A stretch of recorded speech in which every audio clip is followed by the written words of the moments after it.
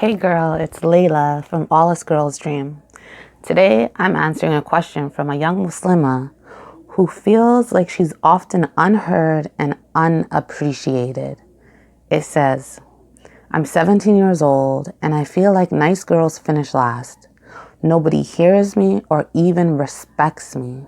How do I get respect from my friends when I'm too shy to speak up for what I want or speak how I feel? Listen, I know this could be very stressful, especially if you're an introvert type of person, or you're shy and you fear rejection, or you fear that you'll be criticized or embarrassed. It's kind of hard, especially when you're young. But this is something that you really need to get a grasp on because as you get older, you'll find yourself in more and more difficult situations. And the reason why you think nice girls finish last is because you're beyond nice. You're actually not even taking care of yourself. So you're actually nice to everybody else and mean to yourself. You see, people can't help you or give to you if they don't know what you want.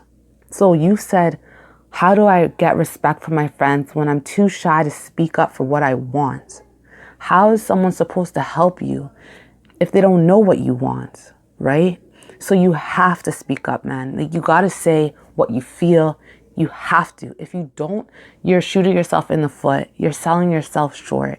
You're literally not enabling yourself to be given to. You know what I mean?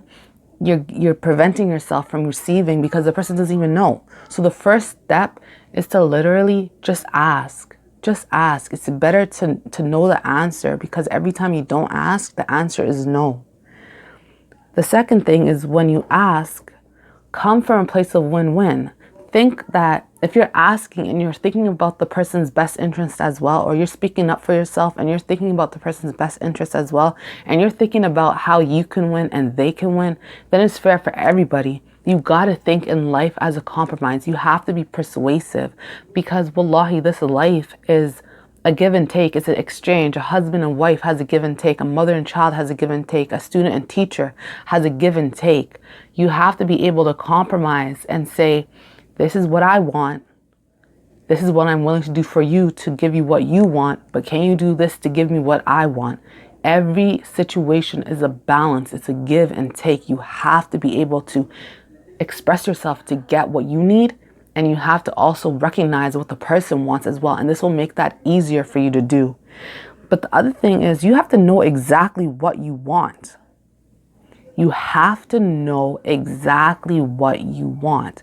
Because a lot of times people are out here saying, I'm not heard, which is true if you're not speaking.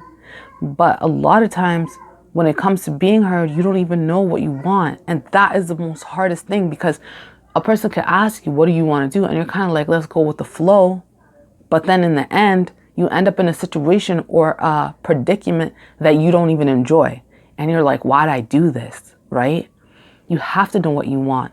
You have to already pre-understand your boundaries, even what you want out of the way people treat you.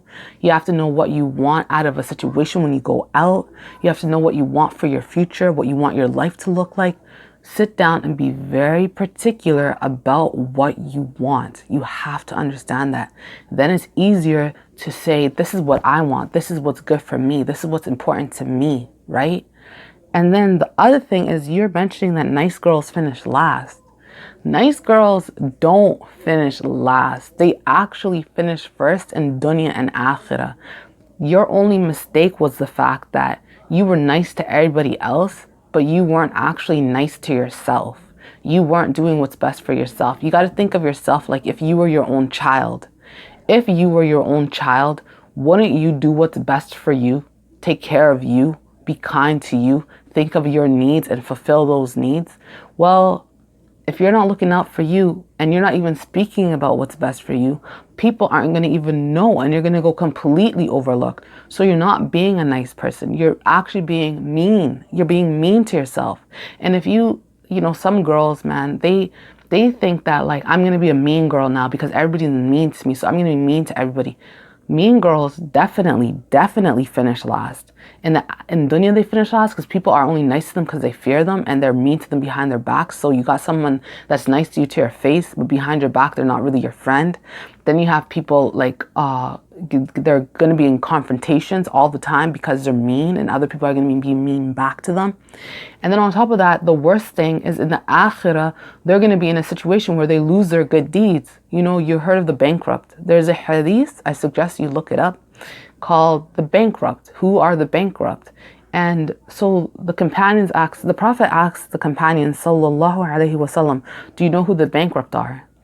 And they said, no, Ya Rasulullah, you and Allah know best. And the Prophet went on to describe these people. And they're basically the people that were unjust to others. And so what happens is on the day of judgment, all their good deeds, like their prayer, their fast, their charity, the accumulated good deeds that were weighed on the scale, Allah says it's time to take justice. And those people that they backbit, those people that they hurt their feelings, those people that they slandered, will take their good deeds. And to the point where this person will run out of good deeds. And when they run out of good deeds, this person that was harmed gives the person that was oppressive their sins. So you become bankrupt. You don't have a good deed on your account at all, even though you started off with good deeds. And this is right before the Sirat, the bridge that takes you over hellfire into paradise. So you could only imagine how detrimental being mean is going to be on the day of judgment when you're accumulating all these good deeds and you're only going to waste them because you think it's going to get you farther in life. It's not going to get you farther in life. It's going to destroy you. So you got to be mindful, right? And then the other thing is Allah rewards the good with good. So when you're good to people, Allah puts good back into your life in this world and in the hereafter. So take care of your heart, man. Don't worry about what these people are doing. Speak up for yourself. Be a nice person. Love yourself. Take care of yourself. Because honestly, nobody will take care of you like you and then your mother and your father. These people love you the most and they'll take care of you better than you take care of yourself. But ultimately, you are the one that is with you 24/7. So you really have to speak up for yourself and take care of yourself. I hope this answer benefited you. I hope you understood it and it stuck in your heart. If it did, share it. Because obviously you want other people to benefit, right? So this is the end of the video. New videos come out every week. And that is all. Thank you for tuning into this podcast, the Girl Talk podcast. It is the home of guidance, hope, and inspiration.